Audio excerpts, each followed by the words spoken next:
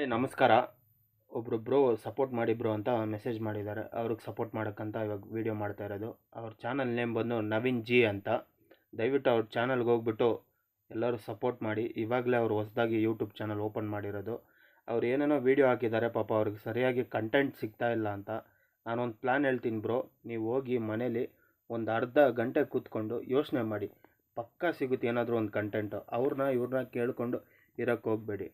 ಅದು ಬಿಟ್ಟರೆ ನೀವು ಮಧ್ಯಾಹ್ನ ಲೈವ್ ಬಂದಿದ್ರಿ, ನಾನು ನೋಡಿದೆ, ನೀವು ಕಾರ್ ಓಡಿಸ್ತಾ ಇದ್ರಿ. ನಾನು ಮೆಸೇಜ್ ಮಾಡಿದೆ ನಿಮಗೆ, ಬಟ್ ನೀವು ರಿಪ್ಲೈ ಕೊಟ್ಟಿಲ್ಲ. ನಾನೊಂದು ಪ್ಲ್ಯಾನ್ ಹೇಳಲ್ಲ, ನೀವು ಅಲ್ಲೆಲ್ಲಿ ಕಾರಲ್ಲಿ ಹೋಗ್ತಾ ಇರ್ತೀರಲ್ಲ, ಅಲ್ಲೇ ಒಂದು ಸಣ್ಣ ವ್ಲಾಗ್ ಮಾಡೋದು ಶುರು ಮಾಡಿ.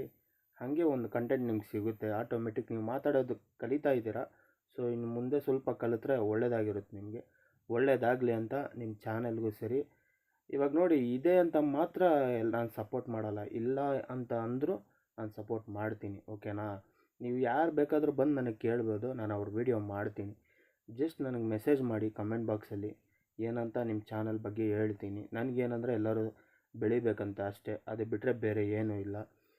ನವೀನ್ ಜಿ ಚಾನಲ್ನ ದಯವಿಟ್ಟು ಸಬ್ಸ್ಕ್ರೈಬ್ ಮಾಡಿ, ಸಪೋರ್ಟ್ ಮಾಡಿ ಅಂತ ಕೇಳೋಕ್ಕೆ ಇಷ್ಟಪಡ್ತೀನಿ. ಅವ್ರ ಚಾನಲ್ ನೇಮು ನಾನು ಟೈಟಲಲ್ಲಿ ಹಾಕಿರ್ತೀನಿ, ಡೈರೆಕ್ಟಾಗಿ ಅವ್ರ ಚಾನಲ್ಗೆ ಹೋಗ್ತೀರಾ.